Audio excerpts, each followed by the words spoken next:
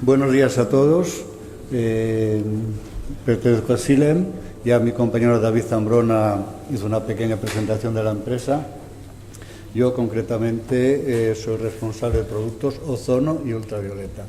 Y aquí concretamente vamos a ver la tecnología, no sé decir de moda, pero muy extendida en este momento, que es la oxidación avanzada, tanto con ozono como con ultravioleta, con empleo principalmente de peróxido de hidrógeno. Tenemos... A ver cómo pasa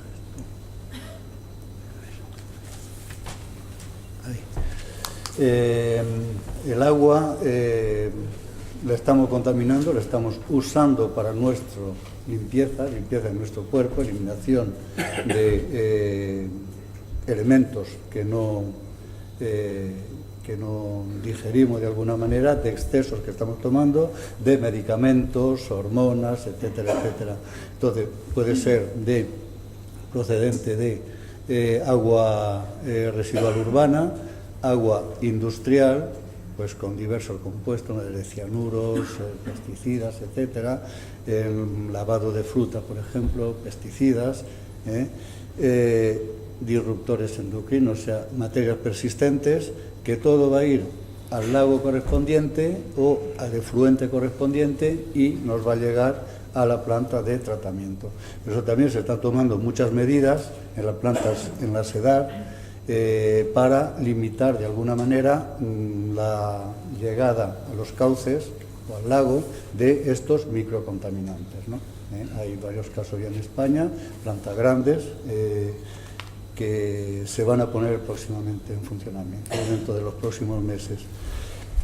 Entonces, para ello, básicamente, utilizamos ozono, peróxido de hidrógeno, ultravioleta y peróxido de hidrógeno. Cuando uno u otro, pues ahora veremos rápidamente cuál es mejor en cada caso. El objetivo es obtener iones hidroxilo que tienen un poder oxidante muy superior al ozono y, por supuesto, muy superior al cloro, ¿no? Y hay una tabla comparativa a continuación. Aquí. Entonces, el hidroxilo es 2,8 voltios, el ozono 2,07 y el cloro estamos en 1,36. Comparativa, pues tenemos comparativa con el cloro, 2,05 el radical hidroxilo o 1,52 el ozono, peróxido de hidrógeno, etc.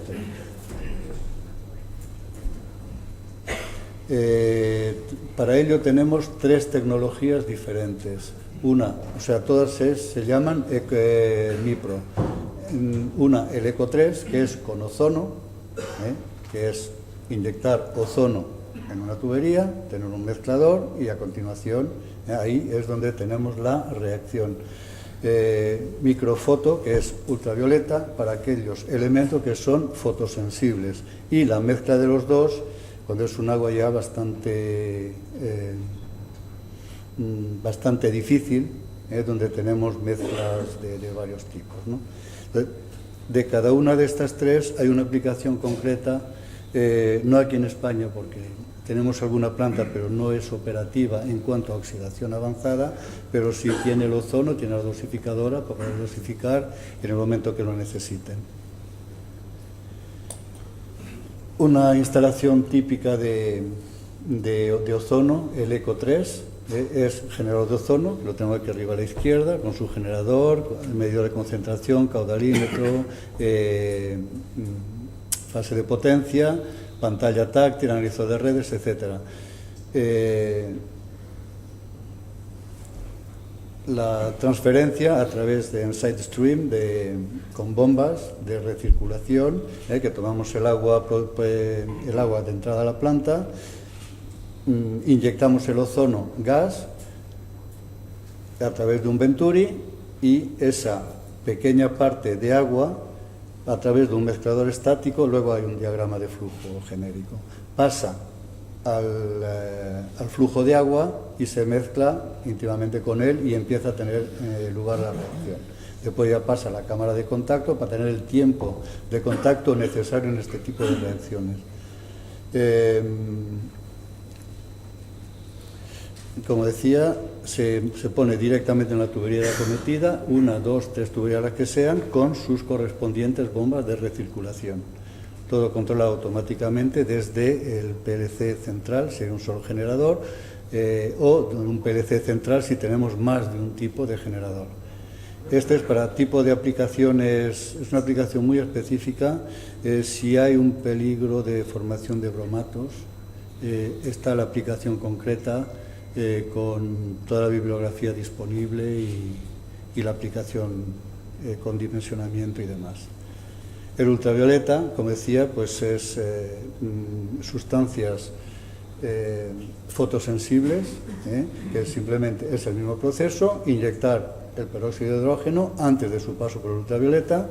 Ahí tenemos las lámparas que van perpendiculares al flujo, aquí se ve un poquito en el interior, montadas al 3 bolillo, con lo cual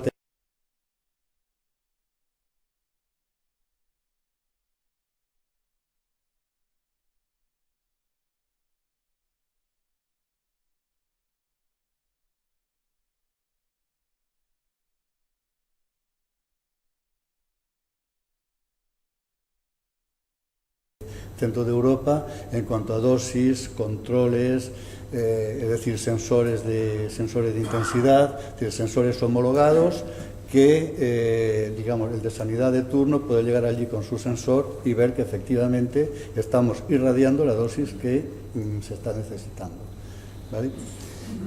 Una ventaja también del ultravioleta es que es cortar una tubería e insertarlo en la tubería. No necesitamos ni tiempo de contacto ni nada más. El tiempo de contacto ya tiene lugar en el...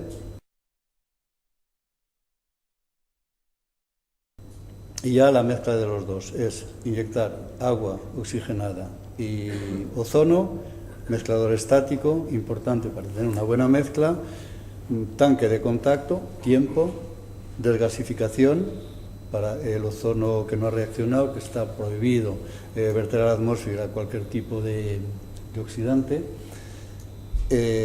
y después, digamos, filtro de arena, filtro de carbono activo. Digamos, en esta etapa quizás, según qué tipo de planta y qué aplicación, pues sería aconsejable filtro de carbono activo para culminar el proceso de afino. En cuanto al MIPRO, como método BEDECO, identificar el tratamiento, evaluar la tecnología, hacer un estudio de laboratorio de viabilidad y después seleccionar la tecnología en cuestión. Para ello, bueno, tenemos plantas piloto en contenedor, con aire acondicionado, ahí tenemos los generadores, tenemos todos los elementos, tanques de transferencia de peróxido, dosificadoras y demás están en el exterior, muy rápido, y digamos, se han hecho pruebas, y esto se ha empezado en el año 2000 o 2000 y pico, como decía antes, creo que era el director del consorcio, se empezó a trabajar más en aguas residuales, y es donde hemos empezado en el año 2000 aproximadamente, y ahora cada vez la demanda es mayor en agua potable, con lo cual se tiene que implementar en ello. Es lo mismo, lo único que la contaminación residual es muy superior a la que podamos tener en agua potable, ¿no? Entonces, ultravioleta low pressure, es baja presión y agua oxigenada, ultravioleta y hipoclorito, ultravioleta media presión, que tiene una intensidad muy superior, y agua oxigenada, ultravioleta media presión, hipoclorito, ozono y agua oxigenada, o agua oxigenada y un ozono, es decir, inyectar el ozono después o antes. No se han visto grandes variaciones, la verdad, con lo cual estas dos últimas las podemos asimilar como iguales, ¿no? Toda una planta piloto típica con los ultravioleta, el generador de ozono, en fin, todos los elementos necesarios. Y aquí concretamente es un pilotaje en Terminal Island que está en Estados Unidos, pero esto es una recuperación de agua residual para hacerla potable, que se está hablando bastante del tema y ha habido documentales recientemente en televisión, para reutilización directa. Aquí en España de momento está prohibido, pero bueno, supongo que en algún momento la tecnología existe, pero creo que es una cuestión también de mentalidad, ¿no? Aquí en este caso se seleccionó ultravioleta, baja presión y NuCl, porque, digamos, los costes de explotación eran los más bajos en comparación con los demás. Ahí se testaron las 6 tecnologías y se adoptó este sistema por un más bajo coste de operación.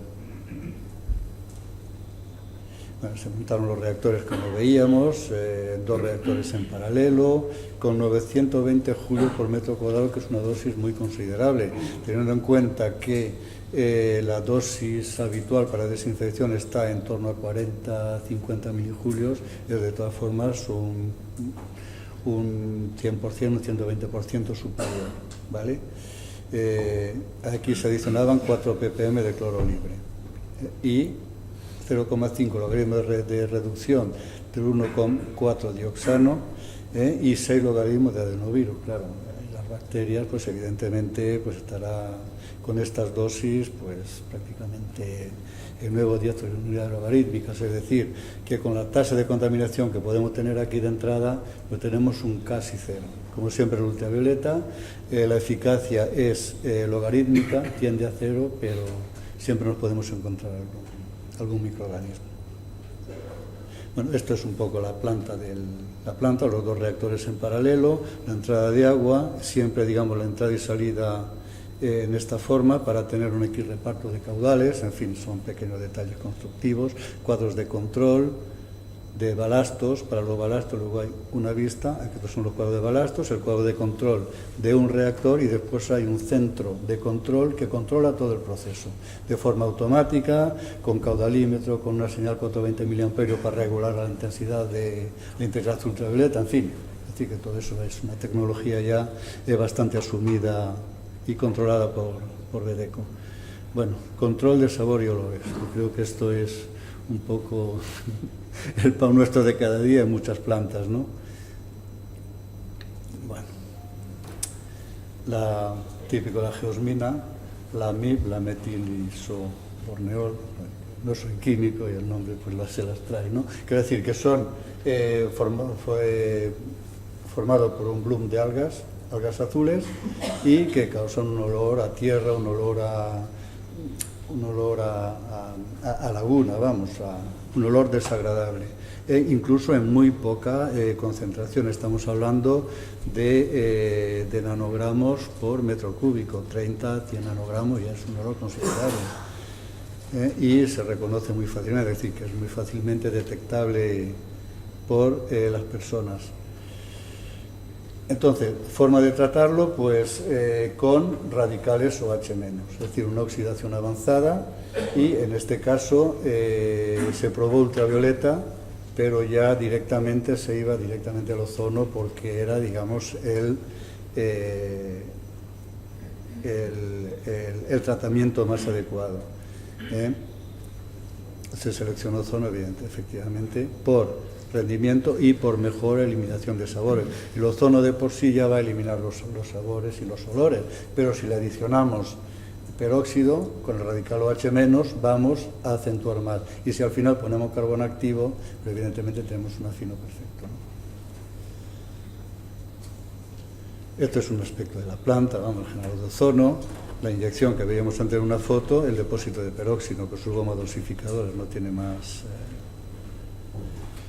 En esta planta, curiosamente, en Corea y en China es donde más han proliferado este tipo de plantas. Es una grande población, estamos viendo caudal 34.000 metros cúbicos hora, dosis 2 gramos, que no es mucha dosis de ozono, y estamos hablando de 65 kilos de ozono instalado, ¿no? Que de todas formas es importante. Y la dosis de H2O2 pues puede estar entre, como aquí, como en este caso, entre el 25% de la dosis de peróxido y el 50%. Todas las aguas son diferentes y cuando se instala hay un objetivo y luego el funcionamiento diario es el que te lo marca. Y de una época a otra, pues evidentemente la dosis podrá variar. Y de hecho varía la dosis de ozono y la dosis por consecuencia de peróxido.